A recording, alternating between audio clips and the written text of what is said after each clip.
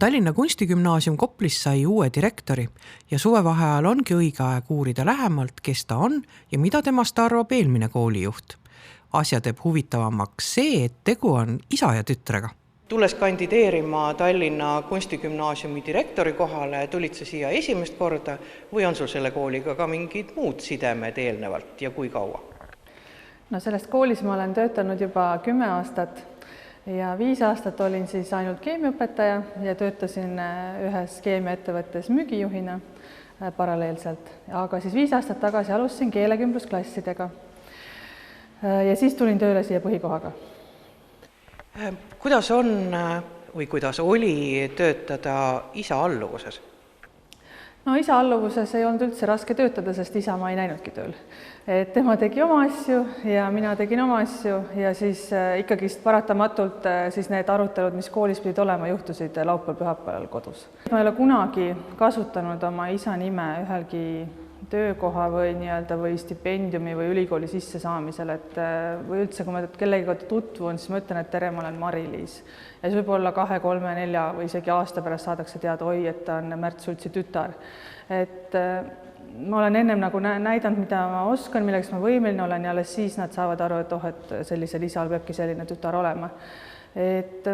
Ma arvan, et sellest on ikkagist mingil määral ma ei tea, kas kasu või et see on ikkagist hea, et me oleme perekond, ma tean, mis on siin 20 aastat toimunud, ma tean, kui palju hinge ja südant isa siia kooli on pannud, ta tuli siia, see oli täiesti varemetes, siin ei õpitud, astuti tundi, astus õpetaja sisse ja astus välja, see oli kogu tund, et kui palju ta juba on muutnud ja eks tema tegeleski rohkem selle kooli ta ülesehitamisega ja siis nii-öelda rahade hankimisega ja kõige sellisega, et siis minu siht on ikka õppetöö poole väga, et ka veel edasi seda õppetööd ikka parendada ja parandada.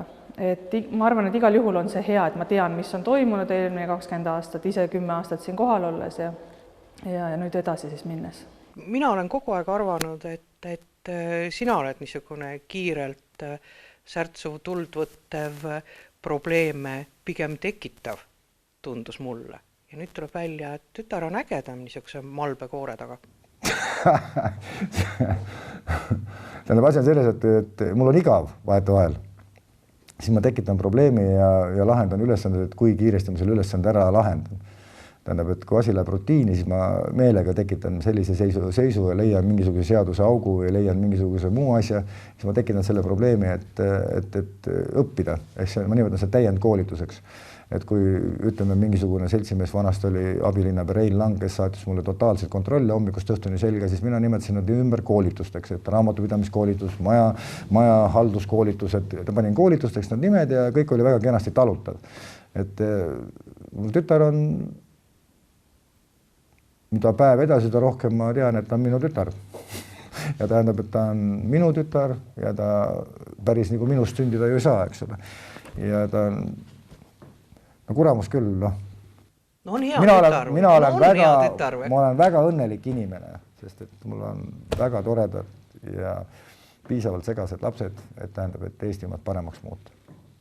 Kuidas sa iseloomustaksid oma isa? No minu isa on väga emotsionaalne, ma arvan, see on kõige parem sõna, millega teda iseloomustada ja väga sihikindel, et kõik, mida ta on otsustanud teha, selle ta teeb ära ja nii-öelda pürgib oma eesmärkide poole. Tema põhilause, kui teed ära karda, kui kardad ära tee. Aga kuna Mari-Liisil on, ütleme, et ta on minust üle, mul on selle üle väga hea meel. Ta on minust 21 aastat noorem, nii et järjetan, et ta on püsti hull selle, et ei kujuta ette, milline mina olin tema vanuselt. Kui suur pinge see on kandideerida koolidirektoriks, kus sa tegelikult ise oled olnud väga pikka aega? No pinge oli väga suur, et kohe, kui siis eelmine direktor sai määratud Riigikokku, siis hakkasime ootama seda kuulutust, mis pidi kohe tulema, aga ei tulnud, siis 2 kuu pärast tuli. Siis dokumentide esitamine, selle nii-öelda läbimõtlemine ja siis see intervjuu oli ka ikka väga pingeline, et oli väga selgelt läbi loetud mu nagu visioon, mis oli 4-5 leheküljel ja lausete kaupa küsiti, et mis te selle all mõtlete, et niimoodi kiiresti pidi vastama ja konkreetselt. et intervjuu oli vist kõige pingelisem, ma arvan. No pärast sellest linnavalitsuse korraldusest ma sain teada, et oli 5 kandidaati ja siis 1 vastuhääl oli mulle ja siis 5 poolhäält. Ja kõik nii-öelda komisjoni liikmed ei olnud kohale tulnud, et mõni puudus. Kas see niisugune välispidine surve ka kuidagi on mõjunud või andnud juba oma mõjusid? Ei, no see on rõõmus ja tore on lugeda kommentaare ja naerda, et praegu mulle see ei avalda mõju, eks siis ole näha tulevikus. Kui konkurss sai kuulutud välja, siis ma olin kindel ja ma teadsin oma tütre võimeid ja ma teadsin, et tütre võimetel ei ole lage. Et aga kas ta täpselt niimoodi läheb, selles olid suured kahtlused. Mida sa nimetaksid oma kõige suuremaks töövõiduks selles koolis töötamise ajal ja mida sa loodad, et su tütar ära teeb siin koolis? Mida ta ära teeb? Ta pöörab 2 vinti juurde. Seda ma loodan, et 2 vinti juurde. Enda kõige suuremaks töövõiduks ma olen pidanud seda, et ma pole pidanud võtma ühtegi senti võlga ja olen suutnud seda kooli arendada ja edasi viia, tähendab -1 miljonist pluss 50 näiteks. Et tähendab, et ma olen suutnud olla piisavalt ebamugav valitsevatele klannidele, et hankida koolile remondi ja ehitusraha ja õpikute raha ja süstida lastele sisse usku, et ka üksik inimene on suuteline muutma maailma.